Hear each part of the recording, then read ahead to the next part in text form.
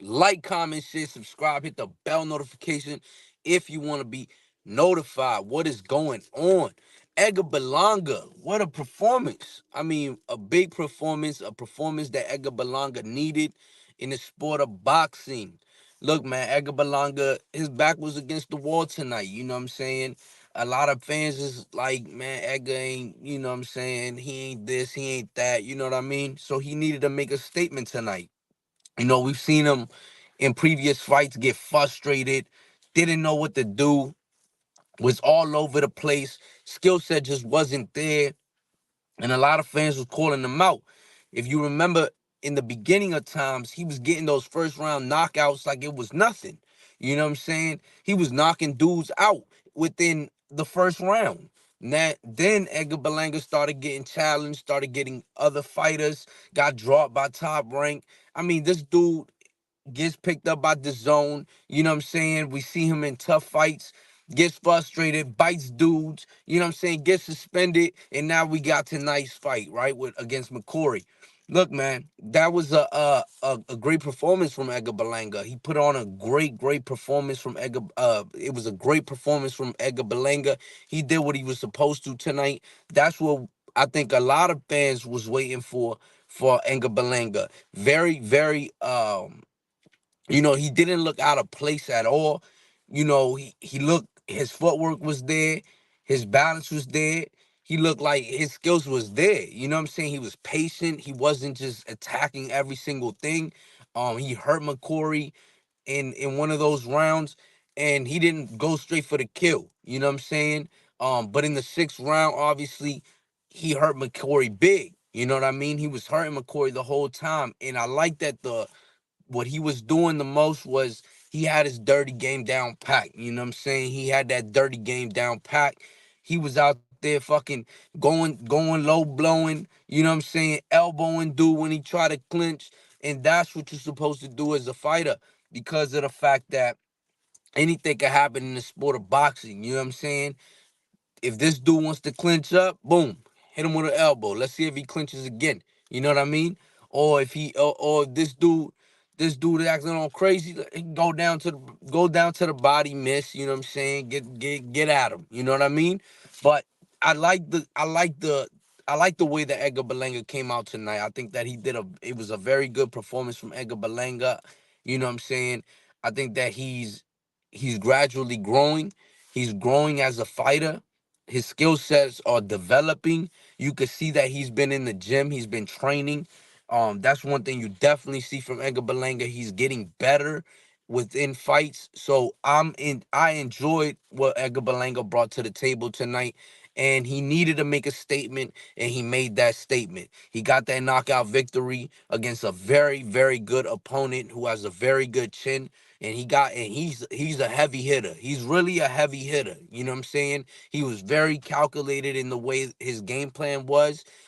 It wasn't so much volume punching. It was looking for that right punch. You know what I'm saying? And you know, volume punching is always great to watch. You know what I'm saying? But when a guy could pick you apart and has that power, is is it's one of those performances where you cherish. You know what I'm saying? So for Edgar Berlanga, I feel like we seen him grow. We're seeing him grow as a fighter.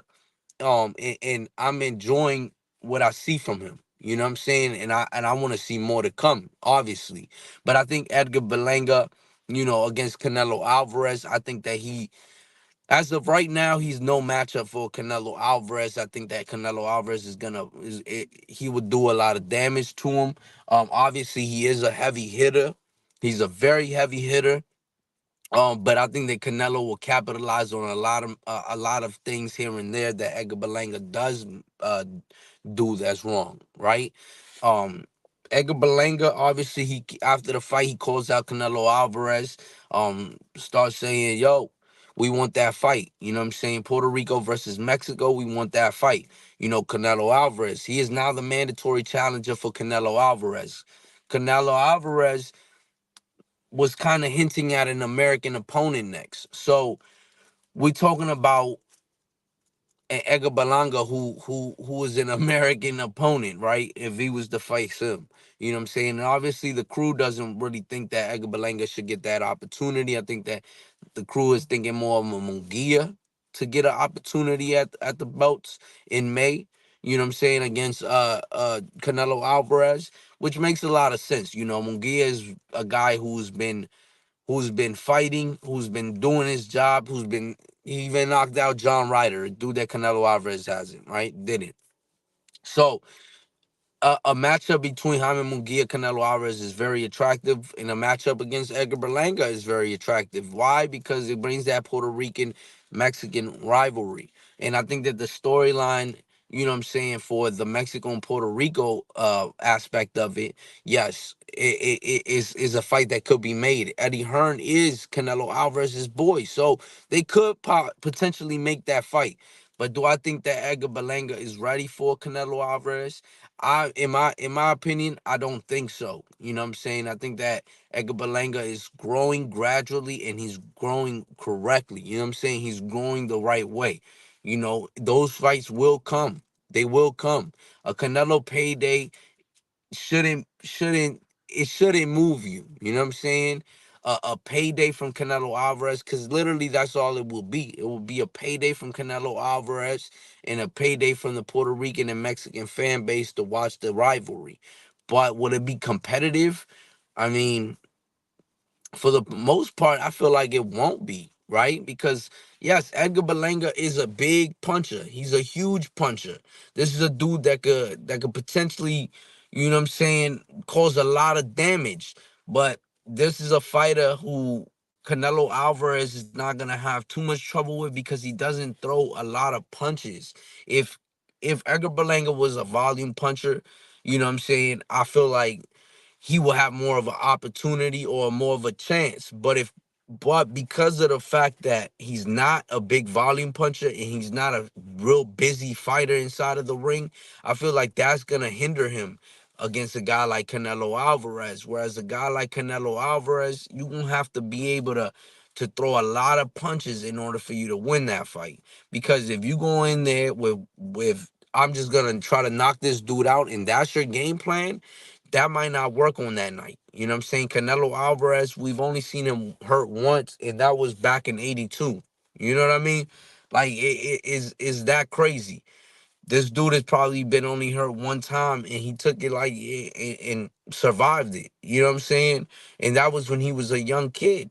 You know what I mean? So Edgar Berlanga now, this dude has got an iron chin. You know what I'm saying? So if you in there trying to go and throw that big punch, you might get countered with something big. You know, Edgar Berlanga is a very good fighter, and his time will come, in my opinion. But to throw him out there to the wolves on Canelo Alvarez just like that, I don't know. I don't know. I don't think that'll be smart on Edgar Berlanga's part. For Eddie Hearn, it's all money. It's dollar signs. You know what I'm saying? That's the reason why they signed Edgar Berlanga, because they knew the possible matchup of a Canelo Alvarez. At 168 pounds, you know, Eddie Hearn is trying to get those fighters lined up with his company, because he knows the potential mega fights that he could make with Canelo Alvarez. Because that's the reason why Canelo Alvarez went over to the PBC, is because of the fact that they had those fighters at 168 pounds. You know what I'm saying? Or that were gonna be willing to fight him. You know what I mean? And it's looking like he's not fighting David Benavidez in May, obviously, right? Because David Benavidez has a fight lined up coming up at 175 pounds, and he actually moved up to 175 pounds. So Canelo Alvarez fights at 168 pounds. So David Benavidez is out of the equation, obviously, right? So that just leaves Munguia, Jamal Charlo, or Edgar Berlanga. And out of all those three fighters, I would pick Munguia first, obviously, because Munguia has been showing that he's ready for that type of fight. You know what I'm saying? Even if he's not ready for it, he's ready to get in that type of fight. You know what I'm saying? And then I would get Edgar Berlanga, because Edgar Berlanga showed a lot tonight that could potentially, you know, you never know. One punch could change a fight. But in Edgar Berlanga showdown, that Mexico Puerto Rico rivalry, yeah, I mean, I wouldn't be mad at it. You know what I'm saying? Um, Jamal Charlo, obviously not. He hasn't really fought anything. He hasn't really fought anybody. Um, his last fight was against Jose Benavidez, and that was just a real lackluster performance. It wasn't really that much to dissect there. You know, it's nothing impressive. You know what I mean? It's nothing impressive for Jamal Charlo against the Canelo Alvarez, except for a payday for Jamal Charlo. But to say that Edgar Berlanga is ready for Canelo Alvarez, definitely not. But what can you do? You know what I'm saying? If he wants to chase that greatness, I mean, go chase it by all means. You know what I mean? Um, get that money. You know what I mean? Because there's obviously going to be a lot of money involved in that type of fight, that type of magnitude of a fight. A lot of money will be involved. So that May slot is open, man, and is looking like a couple fighters might be in the running. You know what I'm saying? But I think that Edgar Berlanga put on a great performance tonight. A great performance, and what a knockout.